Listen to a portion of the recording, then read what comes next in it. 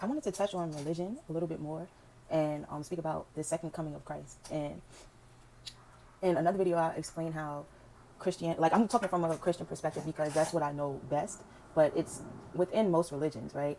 Meanings are misinterpreted and used as a means of control, right? So that people will listen to what is considered authority rather than the authority of their own being, right? So I'm going to talk from a place of Christianity, right? And they talk about the second coming of Christ.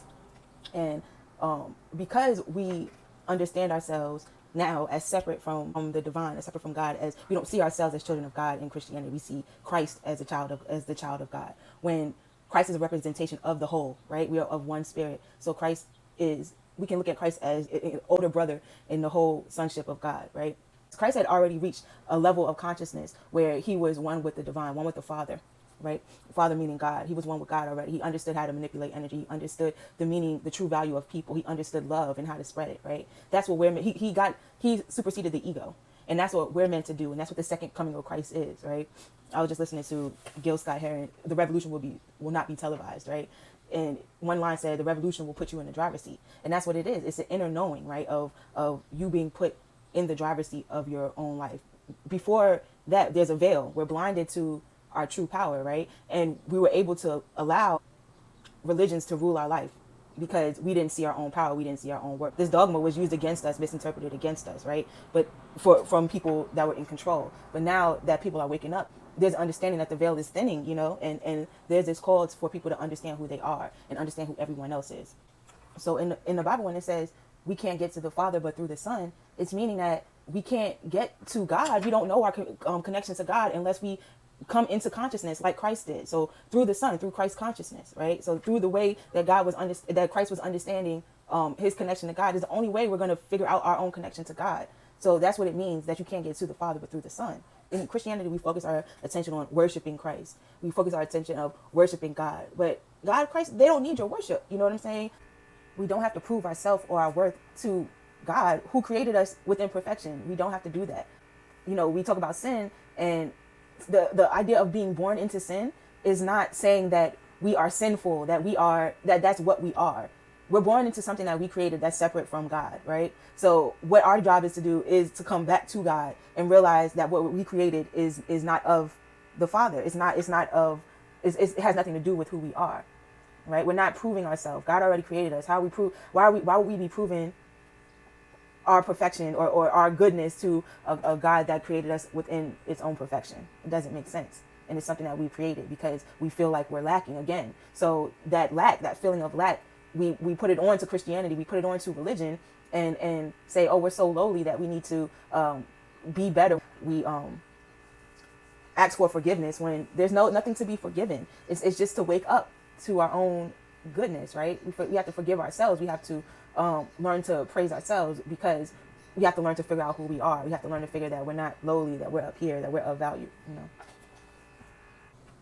So Christ was a representation of true love in the flesh. So when I say I'm a follower of Christ, I'm following that lead of trying to go beyond the lies of the ego, go beyond the misinterpretations and what we have created here on earth that is causing so much doom and gloom, that's causing so much fear, that's causing so much pain, and it's a matter of choosing to want to move past it and want to grow from it. It's an inner choice, and when they talk about the chosen ones, everybody is chosen, everybody is called, but people don't answer the call of their inner knowing, of their inner understanding. But everybody's being called. Everybody knows it. Everybody feels like there's more, that there's better, but it's a matter of answering that call.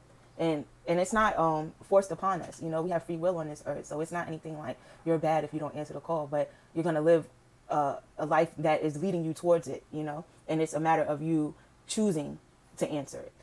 All the cycles we go through, all the issues and all the pain, all of those things are a symptom of not being in accord with who we are, right? And all of those things are meant for us to learn from so that we do answer the call. That is the call, right? When you realize something has gone wrong in your life and you need to do it a different way, that is what's leading you to answer the call, But a lot of times we keep doing the same thing over and over again. And sometimes we don't realize it because it's the same thing in different forms, right? We keep being put in the same situation within different forms. But essentially, it's the same cycles that we do over and over again. But it's our choice whether to jump out of those cycles and go in a different direction. And when we go in that different direction is leading us to our inner knowing. It's growing us. It's teaching us, right? And that inner knowing is leading us back to our connection with God, leading us back to love, right? But but there's two ways to answer this call, right? You can not answer the call and be hardened by life and be torn down by life, or you can answer and be brave and do things differently, right? And realize that life is not working against you, but for you. You know, it's a matter of changing the way you see things. It's changing the lens in which you see things and how you live, and it's for your good. It's not for your detriment, and we shouldn't be, and all these issues in life tend to give us a negative outlook, but the calling is the other way, to give you a positive outlook, for you to learn through these things, for you to grow and be strong through it and realize what it actually is, and build discernment, and build a greater character. Because when you go through things, you know how it feels. So you're not going to want to put that hurt, you're not going to want to put that pain on the next person, because you know how it feels within you. Right? You know that's not a good feeling within you, so you're not going to want to put that on the next person. And vice versa. Something goes great in your life, you're going to want to other people to experience that as well. You know what I'm saying? So you're going to extend yourself in love. You're going to help. You're going to help out, and you're going to give of yourself. So that's answering the call, when you're learning and you're teaching and you're giving at the same time. And when I say teaching, I don't mean literally sitting down and talking to people and teaching, but you're teaching through the way you live. You're constant. The things that you do you become a teacher in that sense. And we're always doing it constantly. But you could teach the right thing, or you could teach the wrong thing. It's a matter of choice, and that's what the chosen ones is. And I'm not belittling the term at all, but I'm bringing it down to size to show that everybody has access to it, right? Everybody has access to inner knowing. Everybody has access to inner understanding. So it's you are the chosen one. It's just a matter of answering the call, And that call is your intuition. That call is that tiny voice in the back of your head that is telling you things need to change. That call is that nagging feeling that this doesn't feel right. That's what the call is. It's not going to be loud. It's not going to be in your face. It's not going to be overpowering anything in your life, because it's not forceful. You have free will. But if you quiet yourself, you can hear it. If you quiet your life, if you tune into yourself, you can hear it. So you're the chosen one if you choose to answer that call. If you choose to make an inner change in your life, And if it doesn't happen in this lifetime, it will happen in the next, or in the next, or in the next. Like, it's a matter of us coming back to ourselves in love and in truth. And that's the purpose of us here on earth. So there's no rush and there's no forcing, because God is always God. You know what I'm saying? And you are always you. So, and we're in a state of becoming always. So you are where you are. But even though we don't wake up at the same time, everybody's waking up is prompting. It's a catalyst for each other's awakening, right? So our relation to each other is of the utmost importance of people on this earth. We are all here on this earth to learn unconditional love, And unconditional love is meaning accepting a person, beyond their ego, beyond their error, understanding who they are, understanding their value, beyond the things that they do.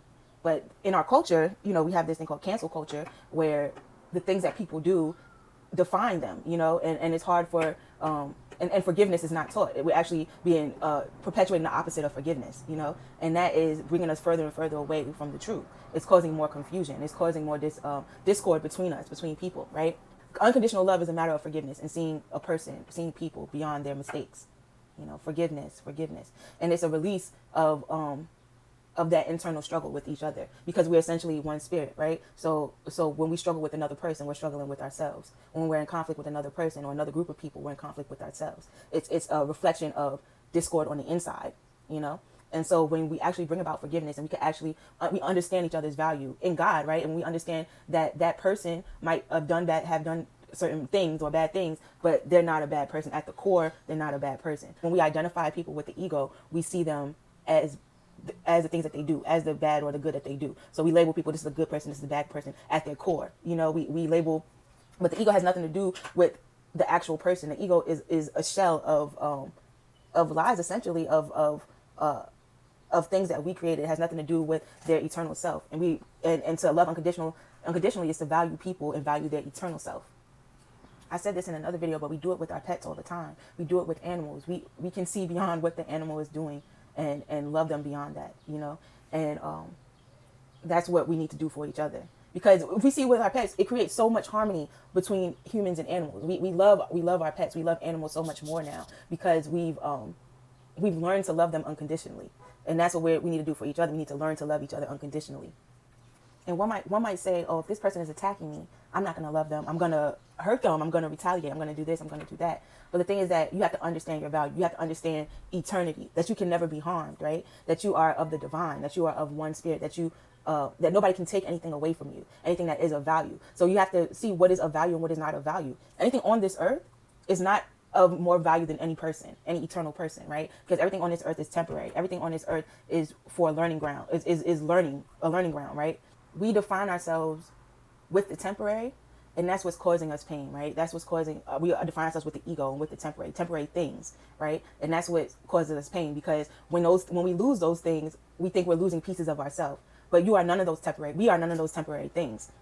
So we have to figure out how to unidentify ourselves, how to learn detachment and detach from the temporary things of this universe, right? Not meaning people, because you're always attached to people. You are of one spirit, but detach from everything that is physical, right? Knowing that it'll someday come to an end, right?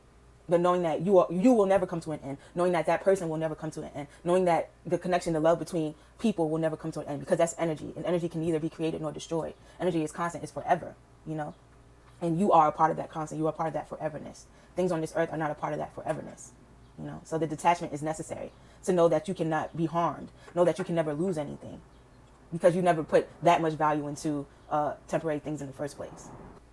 To believe in the impermanence of your being, to believe in death, to believe in that this is the only life, that this is all that you have here, is to believe in attack, right? Because then when you identify yourself with the temporary, you think things can be taken away from you. You think you can be attacked. You think true harm can come to you, right? When really the worst thing that can happen to you is death. But death is not to be feared, because you are an eternal living being, right? So then fear falls away. If you know you're a part of eternity, if you know nothing can harm you, fear falls away, and there's nothing to defend, there's nothing to harm, there's nothing to gain, there's nothing to lose, But you can focus. You can then focus your energy on love, and on extending love with one another, on sharing love with one another, on building with one another, and using your creativity, however that may come about. Creativity meaning whatever you want to do on this earth. You can focus on the things you want, rather than trying to defend and trying to and focusing on what you don't want, focusing on what's harming you, focusing on issues and errors. You can focus on the good. You can focus on building. You can focus on creating.